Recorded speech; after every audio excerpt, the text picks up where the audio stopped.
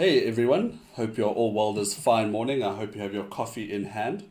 We have quite a cool show lined up today. We wanted to be nice and punchy and to the point. And we have a couple cool guests on the line. We have Martin Brown and later we'll have Cyrus Rogers. So I just wanted to check if you can hear me okay. Just pop into the chat and see if you can let me know. Everyone on Facebook, and you just pop in there. I can see Paul is there, fan favorite. Brilliant. Cool. So today, let's quickly start with a couple of learnings from the week. So this week has been one of those weeks where I guess the envelope was passed on to us, and Martin has quite a funny joke about that he ripped me on the other day when I was speaking to him, but we'll get into that in a little moment. But the boundaries that were pushed this week were, how do we do this? How do we do it better? How do we network? How do we get people involved from the perspective of in conference gelling with the out of conference experience? Because it's one thing doing the whole broadcast and communication thing on a platform, but when it comes down to the network, I think that is why we all meet. I mean, that is why we go to conferences, to speak to one another, to colleagues, to bounce ideas off one another. So we were asked, how do you network? And naturally, the first point of call that we would move towards is the shape of Zoom. Using the Zoom meeting function, the Zoom breakout room function within the meeting, that allows us to break away into specific rooms, but there's no control over that. So we started digging and we heard a couple of names thrown around, and one of them was Remo, Remo. So if you quickly hop onto Google and type in Remo, you'll be able to see that it's basically a plenary in a 2D format. You're doing a bird's eye view down looking on this plenary, and you'll see there's tables and there's 4 seats. So what this allows for is people to come out of the main conference, which would be stipulated by the stage at the front of the room, and then they can come back and they can sit at a table and network and have a 3 or 4-way Zoom call, which I think is fascinating, because this is the part that we are yearning for. This is what we are hoping for with our events. And now that we're seeing so many companies going online, 6 months of virtual conferencing, maybe even the whole of 2021, a virtual conference, I think this is the direction that we need to start looking at as a organization and as an industry. So I just wanted to give you that little 2 cents. I try to bring you something new every week. Then I would like to quickly hop into a story about certainty and complacency. So we went into a meeting the other day with a lady named Karen, and she asked for help. She asked for assistance with her conference. And it's the first time she's been in a live scenario. She's been doing webinars in the past. So the difference between a webinar and a video conference or a webcast is one's usually pre-recorded, it's omnidirectional. You have so the video conference is omnidirectional. You have multiple streams of communication, but the webcast or the webinar, it allows for a one direction type of conversation. So she's been doing webinars for a year. She came to us to ask for help around staging a conference, getting the right content, the right speakers, so on and so forth, and working with her in the PCO, professional conference organizer, PCO, sorry for the lingo. So the PCO came to us with the client, asking us for advice, and they've been doing this for a year. And the beauty of that is the complacency, that she was not complacent enough to think she knew how to do it after doing a full year of conferencing in a space that some of us have only been playing with for the last 2 months. That also built certainty, and wow, did that stretch me as an individual and us as an organization, asking the right questions, seeing how we can add value. Because when someone has got it so right, it's so difficult to add value. And I think the beauty around that is the co-creation, the collaboration space that we so desperately try to foster within USB, within the organization, and within the events industry. So I just want to take my hat off to Karen for pushing us, for coming to us with a solution that she actually had the answer to, and also giving us a bit of certainty that we are on the right track when providing speakers and content for events. So I think that's just a beautiful story on co-creation. And I encourage all of you to really step up and let us know what you're thinking, what you're playing with, what your challenges are. So I think that's for the first 5 minutes. Yep, 5 minutes on the button. I'd like to now introduce our first guest of the morning. His name is Martin Brown. Martin, I'm going to put you on gallery view. You are live. How are you, Martin? Good morning, Cameron. Well, thanks and you. Yeah, brilliant. Thanks. I love your little smiley face ball there. It reminds me of the Yeah, stress ball I sit with most days and squeeze while thinking things through. So, how's lockdown well, been you treating you, Martin? And then I want to ask you a couple of probing questions around lockdown because you know a thing or two about it. you've been squeezing your stress ball. I chew mine now. Brilliant. As you can see, you can still see the balls. I haven't chewed it that much, so lockdown hasn't been that bad for me. Brilliant. And how's But work then been?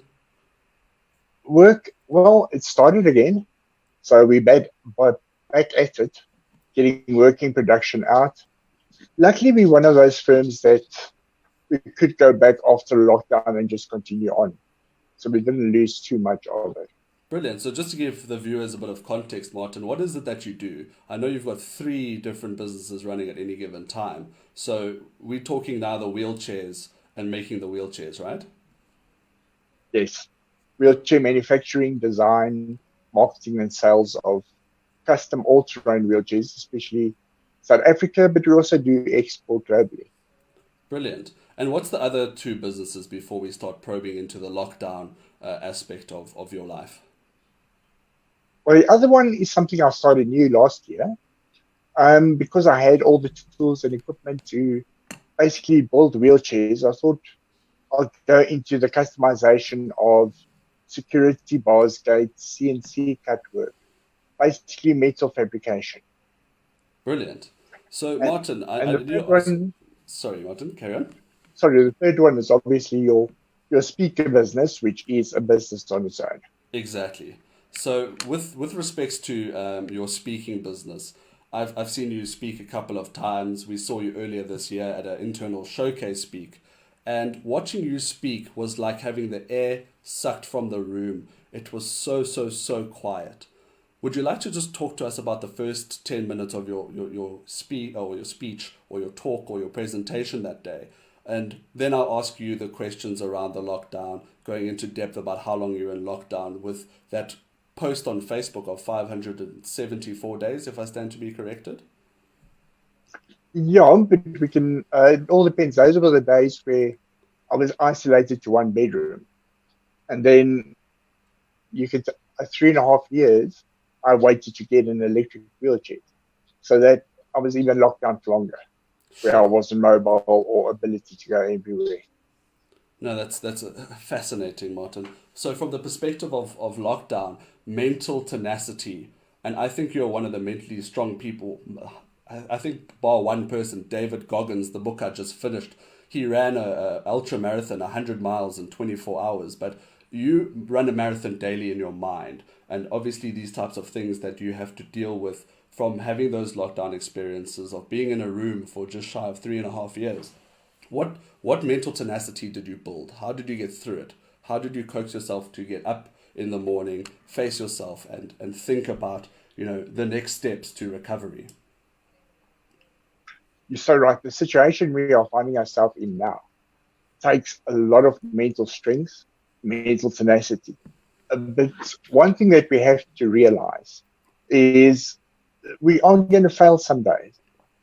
So some days are not going to be the good ones. And we have to be okay with that. We have to be okay that we are going to feel angry, depressed. Um, I think Michael put it best in his curve of change. We explained how we're going to feel during this pandemic, and we have going to have floating emotions. I've had a lot of them now during my whole life, day by day. But it started when I came out of hospital. I was in a bed. I had no mobility, no wheelchair. The only thing I basically had was a TV in a 6 by 6 room. And there I laid for almost a year. So you had to get your mind over what was to what is. And we're not going to return to a new normal. we are going to return to an abnormal, and we have to create our own new normal. So You're we not going heard to return to it. You're going to need to create that new normal. exactly. We heard the likes of Ryan and Michael, as you mentioned, speak about this new normal, Martin. And how did you create your new normal? Obviously, your circumstances changed that day. You were a paramedic before, by the way. So was I before my previous life, which is quite cool. I only learned that day when I heard you speak about it, when you said you're an ALS paramedic, which I'd always aspired to be. So your life went from this proverbial knight in shining armor arriving in your response car, red lights and sirens, living in the fast lane, the proverbial caffeine lifestyle that is synonymous with paramedics. And I understand that. And I resonate with it from that perspective. So, how did you take that normal then and bridge it to the new normal which you find yourself in? Okay, let's revert back to EMS.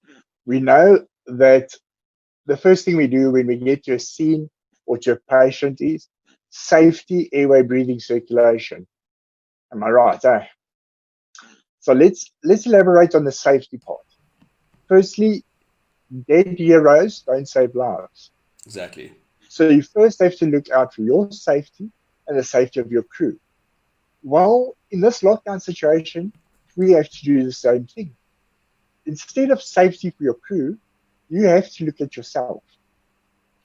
If you can't get over this yourself, the chances of you getting up, helping out other people, it's not going to work. So you first have to realize yourself, work on yourself, realize what is it that's bothering you, identify with it, cope with it, and then find a solution to overcome it and move on. That's what I had to do after my injury. I had to realize what is my injury, what are my limitations, what can I do, what can't I do, and then I had to focus on what I can do and do it to the best of my ability.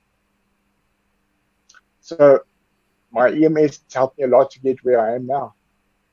Brilliant. Let's focus rather on the things we can do than mope about the things that we can't do.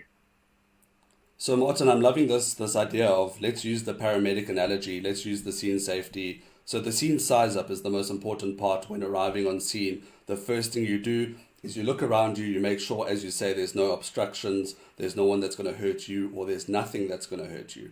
You make the scene safe. Then you start assessing the patient and the situation. Then you start you're designing the course of action for your patient. Are we going to, in the terminology of a paramedic, are we going to scoop and shoot, or are we going to stay and play? Sounds pretty strange, but what that means is, are we going to get the patient into the ambulance as quickly as possible and get them to hospital because they're critical, or are we going to stay and stabilize and potentially call a helicopter or any form of backup like the fire department, JMPD? So what decision did you make in that time when it was time to make the stay or play or the scoot and shoot situation? How did you make that decision next? What did you see that gave you the strength to open 3 businesses and become a speaker and share your story and start moving people? There's the 4R system that I basically use. And you can use this every single day for a lot of situations, a lot of small businesses, entrepreneurs, people that are facing critical situations that during this lockdown, they can use these 4Rs. And the first one is retreat. You cannot solve a problem if you're in the problem. So step back, look at the problem. Then you can see the whole essence of it. That's what I had to do. I had to step back and see what is my new life in quotes, my abnormal, my new abnormal, and how can I make it a new life? So I stepped back and I checked what is the situation. Then I had to rethink. That's the second R. Rethink, what am I going to do? What are my new options? My new options was IT. So I got a computer, sat in front of it, and I learned to code. I learned to program websites, JavaScript, CSS, all these things, because that's one thing that I could do using a voice activated software. So after this rethink, I had to recreate what I'm going to do, how am I going to do it, and how can other people benefit from it, and then I benefit from it. See, I believe in this thing that in order to improve yourself, or for you to feel better, for you to get somewhere, you need to find out a way to help somebody else. And there we can go back to our EMS training. We're doing the job to help other people so they can survive. So if you want to feel better about yourself, if you're feeling down, find a way how to help somebody else, because that will make you feel better about yourself. Brilliant.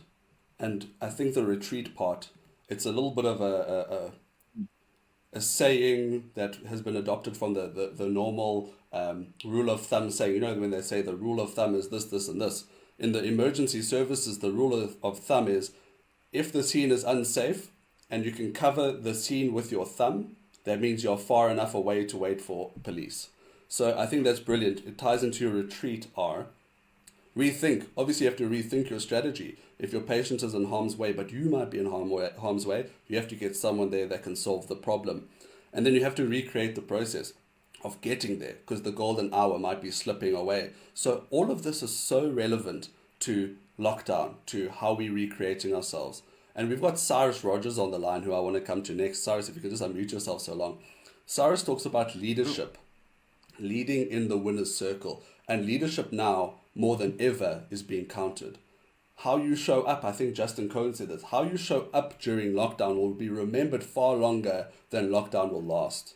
Cyrus, what does that mean to you? Thanks for having me on. It means a heck of a lot. And I think that's mainly because there's so much happening at present. When we look at what leadership is, and we sort of see that right from the beginning, when we went into the whole process of lockdown, everybody was asking the question, are we supposed to be doing this? Are we doing it correctly? Is the government doing what they're supposed to be doing? And what we're seeing is that every single step of the process, people have started to ask questions. Well, why is this taking so long? Why are we not being able to do this? Why are we not being able to do that? And I think that what's interesting from a leadership perspective is we're constantly wanting new and different things from leaders every single time because the situation is changing. It's so fluid. So I love this whole trying to see how leaders are operating during lockdown, because in some cases, some people are just sitting back and waiting for other people to make decisions and then saying stuff after that's being done. So, you know, I think what we need is people who are proactive, people who are taking a lot of the best advice around them, and then seeing how this advice is good for people that they are trying to lead. Because it's one thing taking a position on something and then saying, okay, fine, that's my position, I'm sticking to it. It's another saying, how does this position that I've taken affect everybody? So I think that's one of the key things, especially lockdown. And this is a global thing. It's not just the stuff that we're experiencing in South Africa. So, Cyrus, you talk about leadership in the winner's circle. In this particular instance, we're talking about sports people leading. So the sports fraternity has been on the bench, so to speak, throughout lockdown, right? I love that. And yeah, that's true. How are they leading? I saw Cristiano Ronaldo. I didn't even know he owned hotels until this. But he has taken his hotels and he's made them accessible for families who have a parent who has the coronavirus or is self-isolating for 14 days because of the risk of exposure. Are there any other stories that are jumping out from the sports world? How they Loads and loads and loads. I think what's been really interesting, because we forget sometimes how sports people are on the front line of the social discourse when you look at the global situation. So often because of the money that they earn, people then expect that because you're rich, you have to, stump up cash. They're not asking the same thing of an Amazon or a Facebook all the time, and especially not at the levels that they're asking for sports people, which is crazy. But clubs like Chelsea Football Club, for instance, what they did was they made so the club has got a hotel linked to the stadium, and they made that available to all NHS staff who need to go and stay and spend time there. Anybody who needs to quarantine, or if they're just unable to actually go home because they don't want to potentially infect their families, they can stay there. The stadium has also been made available for use for a lot of different needs, and they've been supplying meals to people. In fact, even when you look at South African examples, right, the Nelson Mandela Bay Stadium in Port Elizabeth has been used as a makeshift hospital during this period. So, things like Stadia, where sporting bodies are saying, look, we can come to the party, we can actually help out where we can by giving them the infrastructure that we have, really is a big deal. You're seeing, especially in English football and in the NBA and in the US, players really coming forward and doing stuff like providing food packages. In fact, in South Africa, there's been quite a nice initiative that's involved a lot of different rugby and cricket players who have decided they will provide meals and food parcels to people who just aren't able to get any food.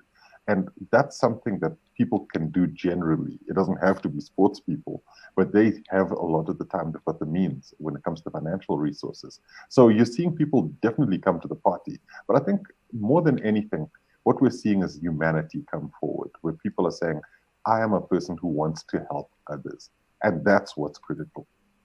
Brilliant. I think that's the truth of it. It's a human story. It's leadership by example in this particular instance. I see Brian Habana, he's doing so much at the moment as well. He's definitely in the limelight for that. And I'd like to ask the question, Cyrus. I don't have my thesaurus in front of me, but you use some major big words in your talk. One of them is perspicacity. Would you like to go into depth on that and how it relates to the coronavirus and the lockdown?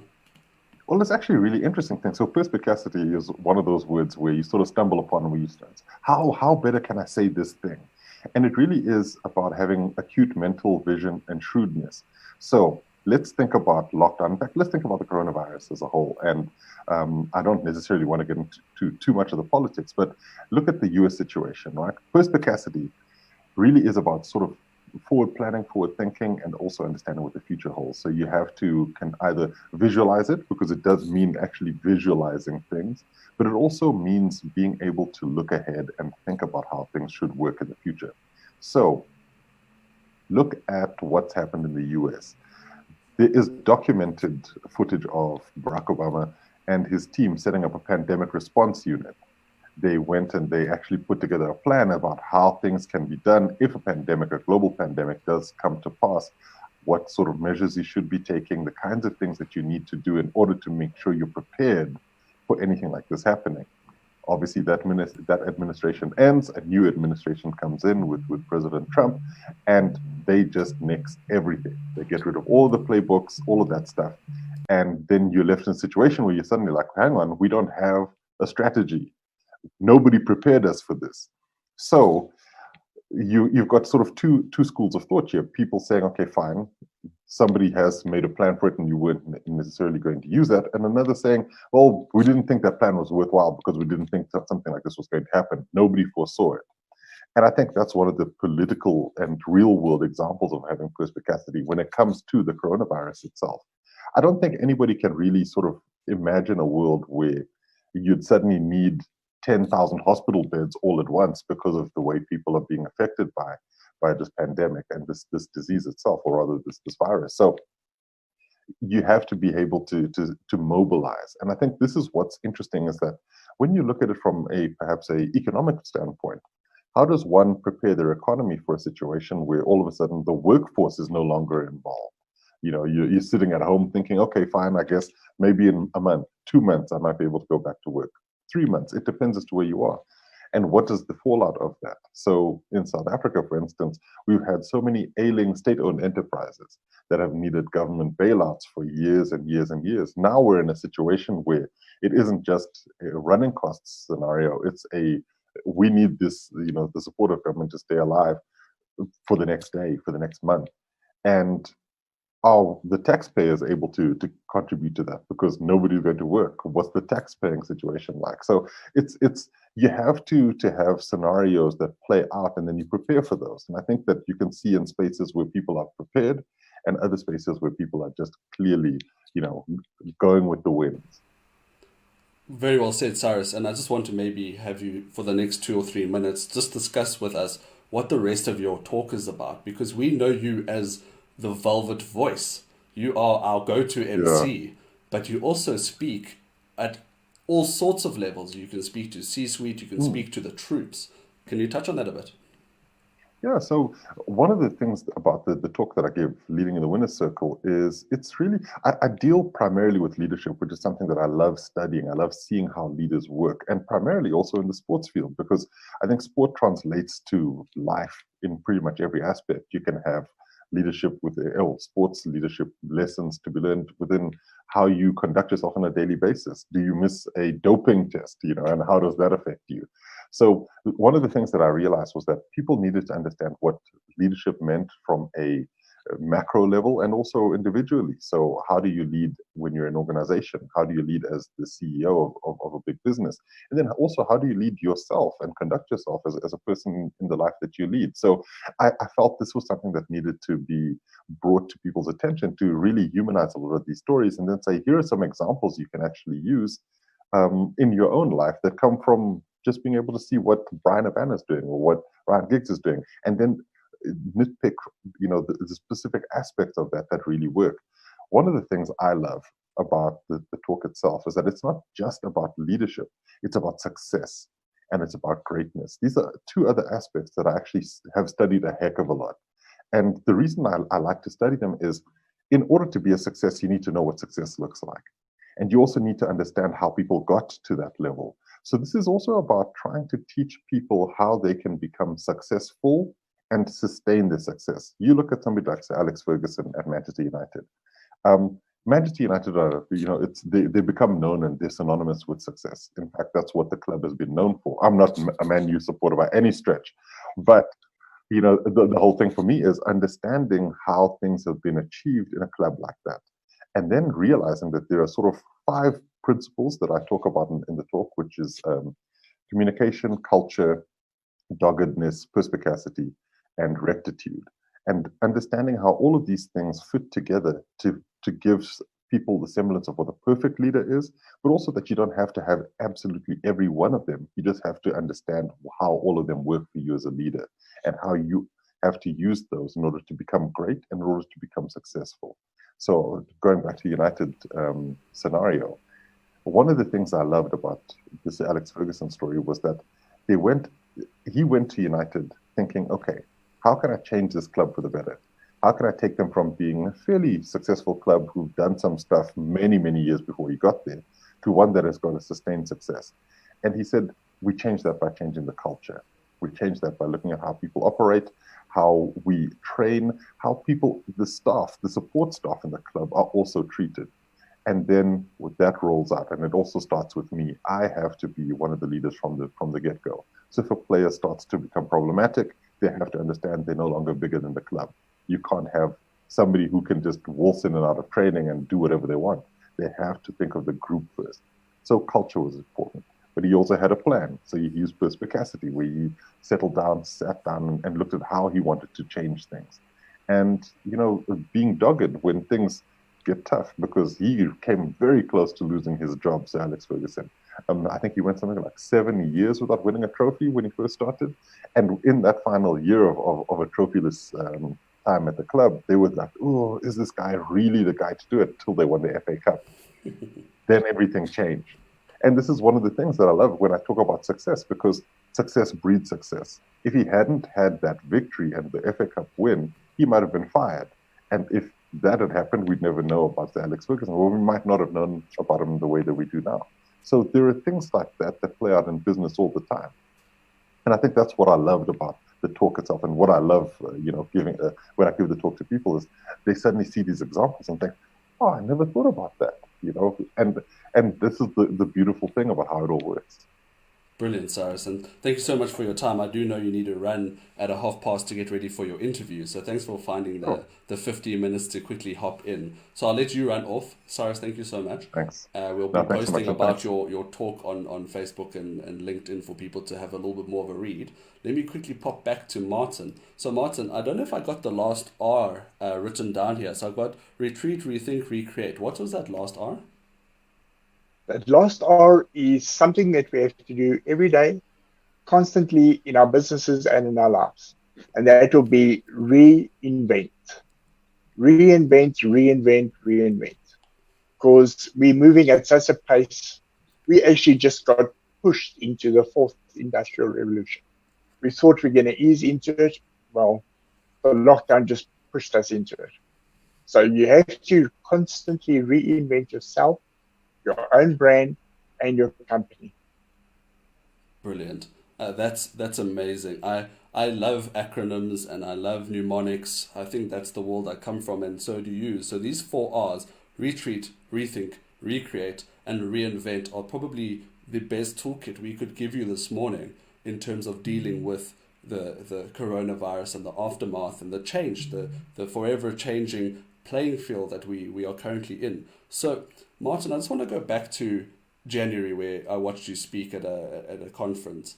I want you to maybe, if you can, step back into that moment and tell us the first 3 minutes of your talk, specifically the part where you get everyone to do that hand thing. You know, when you put out your ring finger on your left hand, or what is, I don't know what you call that finger, on your right hand, and then you have them try and lift it up to feel what you went through in those moments immediately after your injury. Yes, it's a little exercise that I do that you ask people to place their fists on the table and then only extend their ring finger. And then this is actually not something that I went through just that moment. It's something that I gain through every single day. Then I want them to try and lift their ring finger. And you'll find out you can't. And the biggest problem there is your mind tells you to lift the finger. You can see it, but you can't lift it. And there's actually a little trick behind it, is because your ring finger and your middle finger actually uses the same ligament. So they can't both work at the same time. But it gives you that feeling of you're seeing something, but yet you can't move it. And I experience that every single day. I can see my hand. It feels normal, but yet I can't move it. And that is maybe a claustrophobic feeling we're also experiencing during lockdown. We're in this situation, we want to do something, but we can't. And there are ways to get over it. Please tell. I'm dying to know because I've had this feeling of I just want to go see family. I just want to go out, and I just feel the cabin fever mounting each and every day. And I'm assuming at multiple levels here, and I want you to correct me if I'm wrong, that your talk is about reinventing yourself, but also reinventing yourself in a space where you don't have that vision yet of what the future looks like because you had no idea this was coming. You had no idea what the future looked like. So how did you deal with that? Yes, what I talk about is basically that all of us are going to face a certain amount of adversity in life. And how can we extrapolate the advantages of adversity and use it to our benefit? So, how do we realize what are the problems? What can we take out of it to strengthen ourselves, better ourselves? You know what? Life is going to come around. It's going to knock you in the face and you're going to lie on that floor. And that's where we are now. You're going to try and get up, it's going to beat you down again. And then you're going to get to a stage where you're wondering, why should I get up? Because I know life is going to beat me down. And that's where you have to reevaluate, recreate, get up, and then continuously you'll start to learn how to dodge the punches of life, how to use those things, the advantages, to improve yourself, make yourself better, and reinvent yourself to help people out there. And that's what I talk about, how to help people and corporations, employees, to become inspired so they can implement change and help people around them. And believe in themselves, Martin, because the belief comes and starts from Absolutely. within. I think that's where it begins and ends. It's the buck stops with you. because as much external input that you can give to yourself by reading books, listening to podcasts, it's all nothing until you take that proverbial first step, initiating the plan. So let's quickly talk about that for the last minute, and then I just want to go to the chat. I can see there's a couple of people chiming in here.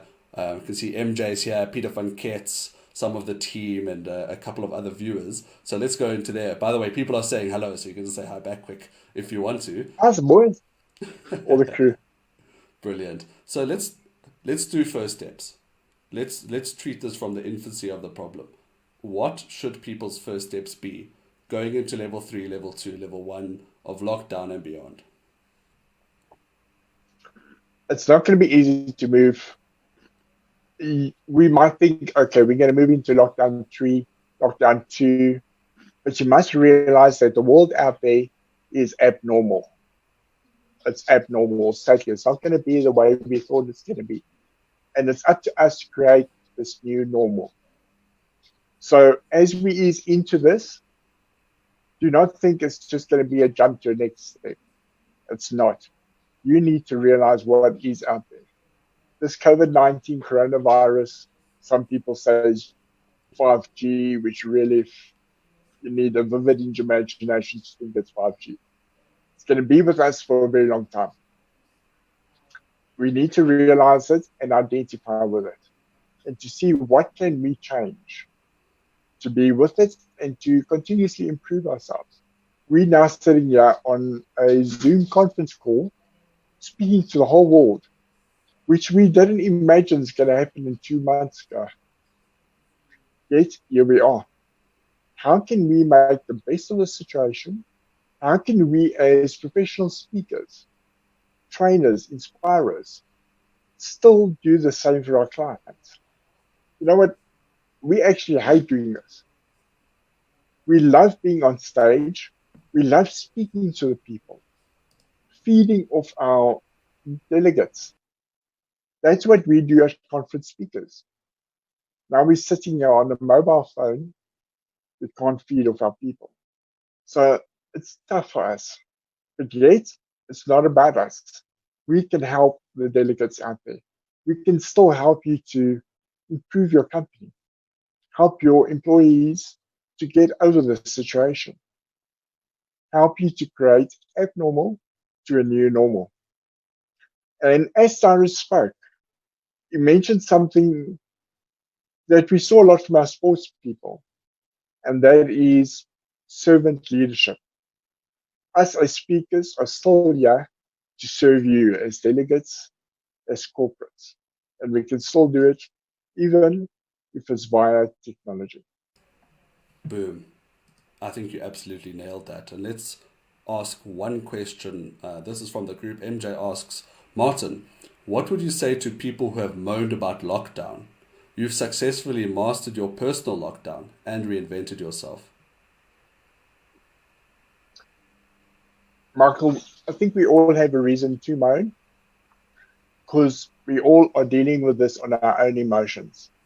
I'm not sure about the other people, but sometimes I got to a state when I'm watching a movie, watching a YouTube Britain's Got Talent, and somebody would sing and the song would be emotional, and you would start feeling emotional. You watch a movie and it's emotional. That is a feeling that we are dealing with something that is not what we dealt with before. So we first have to identify from our own point of view, how are we going to get over it? How are we going to make it? And then after that, we need to move on and see how can we help other people. It's not easy, but you first need to identify and improve yourself before you can help others. Boom. I think there are so many golden nuggets out here today, Martin. I could probably speak to you for the rest of the day. But we do try to cap these. We do try to keep them within a half hour, 45 minutes. So are there any final thoughts before we wrap up?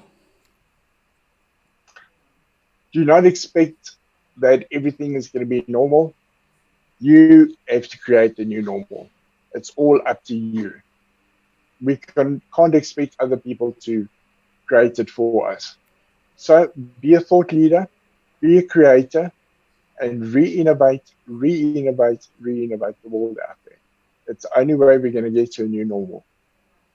Brilliant. Thank you so much. And then my final thoughts to Martin are what I heard and what I took away all those months ago.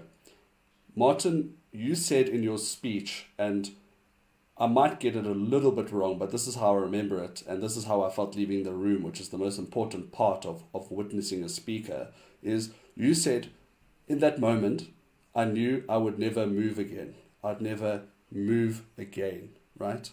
Then later on, you realized it wasn't you that needed to be moved. It was the people around you. And that's why you started your company, so you could move other people in the shape of creating wheelchairs for them and creating the ability for them to go on all terrains, all over the show, be with their family, because what has happened to you has happened to a lot of people and they feel isolated.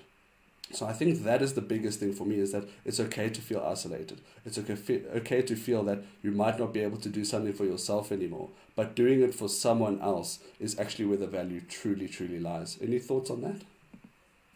Absolutely, Cameron. I'll quickly tell you a story. I was in bed yesterday watching TV, working, and I got a call at 8:30 at night on the WhatsApp from a potential client in Longabon about her father that's 83 years old, and they're wanting a four-wheel drive standing wheelchair. Just the ability so that a client saw another client of mine driving around on the beach with these dogs in Longabon. The client phoned me at 8:30 at night, asking me to build a wheelchair for her father because he probably doesn't have long to live anymore, and she wants that freedom for him. That to me is why I do what I do, because my company changes people's lives. And that's what it's all about. That's all what it's all about. All companies is we are service-driven industries. If your company is about purely making profit, you're in the business for the wrong thing. You need there to serve people. And that's why I love servant leadership. I love Cyrus's talk. It's because we're out there to serve. We're out there to help. We do that as speakers, and that's what I absolutely love. And I do it as my company, Building Wheelchairs, helping people, changing their lives. Amazing. I actually got a little bit teary-eyed there, Martin. You do that to me all the time. Thank you so much for your time this morning. I really, really appreciate it. To everyone watching, thank you so much for tuning in. Each and every Thursday, we hope to bring you more of this, the deep, raw stories that our speakers have underneath the keynote. So please tune in next Thursday. Thank you so much for watching. Cheers.